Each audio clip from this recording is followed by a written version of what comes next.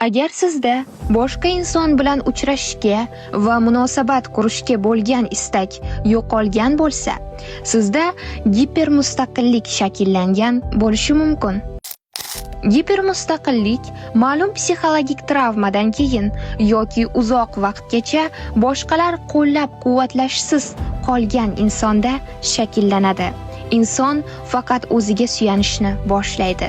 Chunki o'tmishda boshqalar u bildirgan ishonchni oqlashmagan yoki undan foydalanishgan. Bunday insonlar boshqalardan yordam so'rashmaydi. Yordam taklif qilishsa ham rad etishadi. Ularda hammani nazorat qilishga intilish va faqat o'ziga ishonish kuchli bo'ladi. Zaiflikni ko'rsatmaslik uchun harakat qilishadi.